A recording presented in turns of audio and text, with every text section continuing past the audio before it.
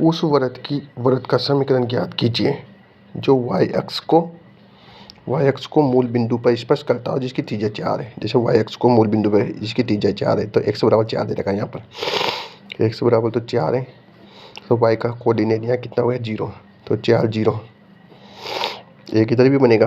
तो आप याद रखना जब y अक्ष आ जाए तो x square y square minus 2x, तो 2 माइनस 2 मतलब 8x हो गया। इसको ऐसे भी लिख सकते हैं x माइनस 4 का होल स्क्वायर y माइनस का स्क्वायर बराबर त्रिज्या कितनी है 4 ही है तो 4 का स्क्वायर, या ऐसे लिख दो बराबर 0। उस वृत्त का समीकरण ज्ञात कीजिए जो दोनों अक्षों को स्पर्श करे। किसको करे? दोनों अक्षों को स्पर्श करे। ये दोनों अक्षों को के साथ रेखा x बराबर 4 के साथ स्पर्श रेखा है। ये x बराबर क्या है 4 स्पर्श रेखा है।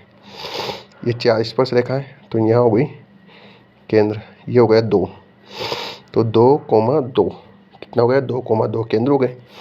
तो इसको लिख सकते हैं x माइनस 2 का स्क्वायर y माइनस 2 का स्क्वायर बराबर, फिर त्रिज्या कितनी हो गई यहाँ से 2 है ना, तो 4 हो गया। उस वृत्त का समीकरण ज्ञात कीजिए जो x अक्ष को मूल बिंदु पर स्पर्श करता हो। x अक्ष को क्या करता हो? उस वृत्त का समीकरण है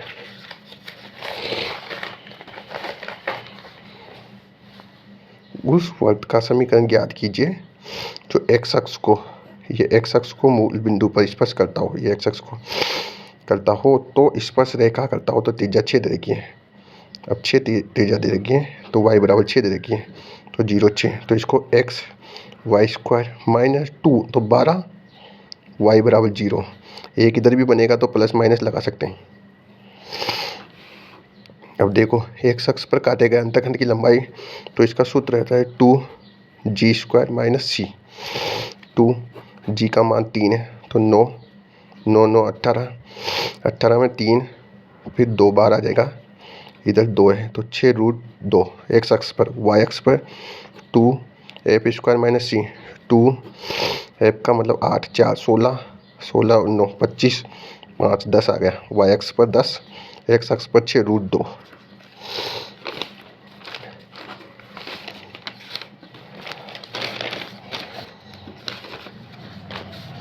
ये वृत्त दे रखा है, इसके बिंदु इतने बिंदु और ये बिंदु, इस बिंदुओं की स्थिति बतानी है कि वृत्त के ये बाहर है अंदर है ये। तो क्या करना है आपको? सबसे पहले तो इसमें इसको S1 नाम दे देना है, तो x1 का स्क्वायर y1 फिर 2x1 4y1 3 बराबर 0, p बराबर 2 3, 2 का मतलब 4, p स्क्वायर 9 फिर 2 फिर 4 का मतलब 4 3 12 माइनस 3 बराबर 0।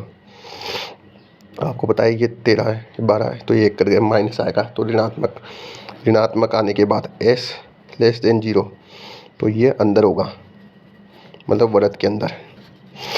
अब 2 0, अब 2 0 रखो, 2 का कितना हुआ 4, 0 तो ख़त्म, फिर 2 तो प्लस 2, फिर 0 ख़त्म माइनस 3, 6 में 3 गए तो 3 पॉजिटिव आया तो वृत्त के बाहर। अब r ये तो बाहर बन गया। अब ये देखो 6 रखो तो 36, फिर इसके 9 फिर 6 फिर 4 3 12 प्लस 3 तो पॉजिटिव हो गया।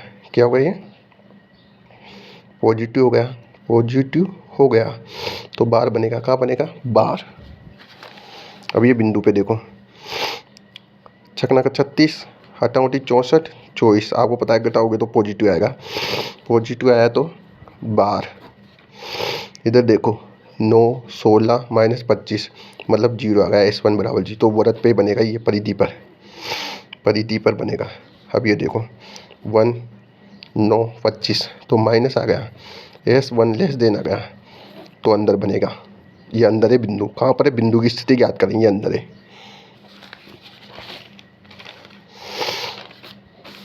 अब अपन ज्ञात कर रहे हैं वृत्त, और ये रेखा यहाँ रहेगी या स्पर्श करेगी या क्या नाम है छेदक होगी या केंद्र से गुजरेगी। अब देखो इस प्रकार के लिए सी एम का ज्ञात करना पड़ता है। नीचे 3 4 तो 5 हो गया, ऊपर 0 0 से कटा था 25 हो गया तो 5 हो गया। त्रिज्या भी कितनी है, 5 है। तो सी एम बराबर ए है, तो ये इसकी परिधि पर होगा। कहाँ होगा, परिधि पर। स्पर्श रेखा कहाँ होगी, परिधि पर। परिधि पर होगी तो ये कौन सी रेखा होगी, स्पर्श रेखा होगी, स्पर्श रेखा। अब ये दोबारा देखो, वापस इसका स्क्वायर तो ये करोगे तो 5 आ जाएगा, या -25 आ गया, -25। ये कितना दे रखा है, 25 दे रखा है, सॉरी ये 25 नहीं आएगा, ये हाँ यहाँ 25 दे रखा है, तो यहाँ 5 दे रखा है, ये आएगा। इसमें रखेंगे केंद्र 0 0 रखेंगे, तो यहाँ 5 है, तो 5 से 5 कटा 1 बचा। सी एम बराबर तो 1 है, ए बराबर कितना है, 5 है।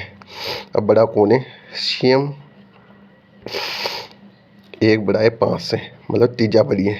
त्रिज्या मतलब सी एम तो छोटा है, त्रिज्या बड़ी है, तो अंदर आएगी। ये छेदक रेखा होगी, कौन सी होगी, छेदक रेखा। और इसमें देखो पहले 0 सी एम निकालेंगे, केंद्र बिंदु निकालने पड़ेंगे। 0 0 0 0 रखते हैं, -1 आ गया, नीचे अनुरूढ़ तो नीचे 25 आ गया, तो 1/5 और ए का मान है 5। अब बड़ा कौन है, सी ए बड़ा है, मतलब ए बड़ा है, तो सी ए बड़ा है, तो अंदर अंदर कटेगी, इसे छेदक रेखा प्राप्त होगी।